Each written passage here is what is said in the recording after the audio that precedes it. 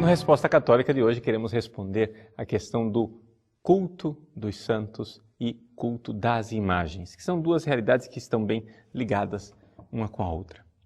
Bom, a pergunta é a seguinte: nós podemos ou não podemos cultuar pessoas e imagens? Aqui, para a gente entender isso, nós precisamos entender logo desde o início o que é um ícone e o que é um ídolo. Todos os dois são imagens, mas são duas coisas completamente diferentes. Ou seja, um ídolo é uma criatura que eu pego e coloco no lugar de Deus. Então isso é um ídolo. É uma imagem onde que eu tirei o Deus verdadeiro de lado e coloquei um Deus falso no seu lugar. Isso evidentemente é proibido pelo primeiro mandamento. Somente Deus é Deus. Somente Deus é Deus e é por isso que no primeiro mandamento se proíbe fazer imagens.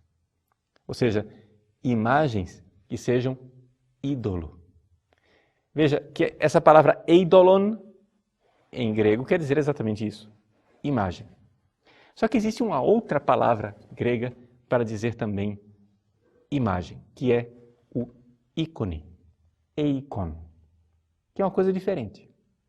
Ou seja, o ícone é quando eu pego aquela criatura, que foi uma pintura feita por mão humana, uma estátua feita por mão humana, mas eu uso aquela realidade não como um Deus no lugar de Deus, mas como uma janela, uma verdadeira janela que me abre para Deus e que me leva a Deus.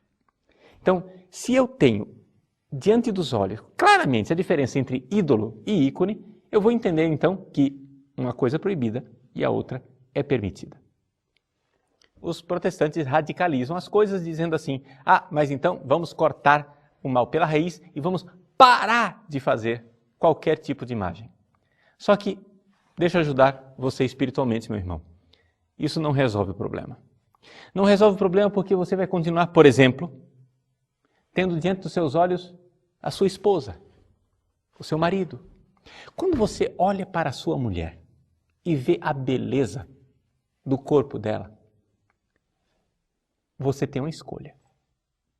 Ou você transforma o que você está vendo em ídolo, colocando sua mulher no lugar de Deus, ou você transforma aquilo que você está vendo em ícone, fazendo com que ela seja uma janela transparente que te faz louvar a Deus. Porque aqui o que está em jogo não é a nossa atitude diante de um bonequinho de gesso, mas é a nossa atitude diante de toda a criação. Aqui que está o problema. Você pode acabar com todas as estátuas de gesso, você pode acabar com todos os ícones, você pode acabar com todos os sinais feitos por mão humana. Mesmo assim, o problema da idolatria vai continuar existindo. Porque o problema da idolatria é mais sério e mais radical. O problema da idolatria é a sua atitude diante das realidades criadas. As realidades criadas te levam para Deus ou te afastam dele. Isso depende da sua atitude. Isto é você quem vai dizer. Portanto, diante de uma flor, diante de um pôr do sol belíssimo, diante de realidades até mais tentadoras como o sexo, o dinheiro, diante de qualquer criatura, você está sempre diante de uma escolha. Ali você está encurralado. Você tem que escolher. Você tem um bívio, uma encruzilhada. Ou você faz com que essa criatura seja um ícone, uma janela que te leva para Deus, ou você fará dessa criatura um ídolo, ou seja, algo que você coloca no lugar de Deus. Então é muito fácil a gente acabar com os bonecos de gesso. O difícil é acabar com a idolatria no nosso coração. Levando isso em consideração, o que é que nós podemos dizer com relação ao culto dos santos e ao culto das imagens? Primeiro, o culto dos santos. É evidente que eu posso cultuá-los, não é? Nós temos, por exemplo, o exemplo bíblico extraordinário da Virgem Santíssima no Evangelho de São Lucas. No seu canto do Magnificat, Maria diz: todas as gerações me chamarão de bem-aventurados.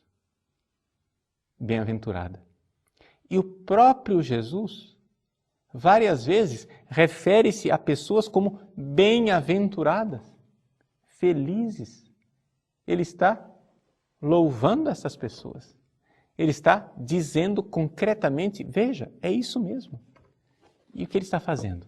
Está dizendo, veja a ação de Deus nestas criaturas. Criaturas que Deus está usando, onde Deus está agindo. Estes são os santos. Quando nós católicos veneramos um santo, nós estamos dizendo o seguinte: vejam como Deus é grandioso usando seres humanos. Deus é capaz de usar a frágil criatura humana para realizar a sua obra. Agora, quando eu tenho uma imagem, quando eu tenho um ícone produzido por uma humana que me recorda esta criatura, aqui eu tenho a mesma coisa de uma bela paisagem que eu fotografei. Se você passeia na natureza bonita, nós aqui em Cuiabá, por exemplo, podemos passear na Chapada dos Guimarães, a gente vê a beleza da criação, acha aquilo lindo, você pode ter uma atitude pagã e começar a venerar aquilo como Deus, né? As forças cósmicas, o Deus que está ali na natureza, etc, etc. Isso será paganismo, idolatria. Ou você pode ver a beleza daquela natureza e louvar a Deus.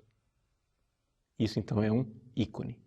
Agora, se você vai e tira uma foto para se recordar daquele momento de louvor intenso que você teve lá na Chapada dos Guimarães, e todas as vezes que você vê aquela foto, você vê a beleza da criação e louva a Deus por isso. Isto é um ídolo? Não. É uma janela que te conduz para Deus. A mesma coisa quando eu tenho uma imagem de um santo, quando eu recordo a grandeza desse Filho de Deus, dessa Filha de Deus, que Deus utilizou de forma extraordinária no heroísmo, no martírio, se entregando por amor a Cristo. Pois bem, ali eu posso e devo glorificar a Deus através dessas criaturas. Portanto, você pode sim venerar imagens. E venerar imagens, vamos ser bem concreto. Você pode se ajoelhar diante de imagens, você pode falar com os santos diante da imagem, você pode beijar as imagens, acender velas diante delas, colocar flores diante das imagens. Por quê? Porque o segundo concílio de Nicéia nos diz que o culto que é prestado à imagem não se dirige à imagem, mas se dirige ao protótipo, ou seja, àquele que está lá no céu. Então, se você venera a Virgem Maria, se ajoelha diante da imagem da Virgem Maria, acende uma vela, reza, se ajoelha e pede a ela essa atitude de humildade. Mas, padre, se ajoelhar diante de uma criatura? Sim, se ajoelhar diante de uma criatura na qual Deus resplandece na sua glória. Sim, eu posso e devo fazer isso para reconhecer a glória de Deus naquilo que Ele criou. Eu posso me ajoelhar diante de uma imagem sabendo que eu estou me ajoelhando diante da Virgem Maria, que está junto de Deus no céu. Agora, ao me ajoelhar diante da Virgem Maria, eu estou cometendo uma idolatria? Depende. Se você a trata como um ídolo, colocando no lugar de Deus, é idolatria. Mas se você faz dela uma janela que te conduz para Deus, então é simplesmente o mistério do ícone. Uma janela que nos conduz para o culto e o louvor a Deus numa glória eterna, que a Ele pertence.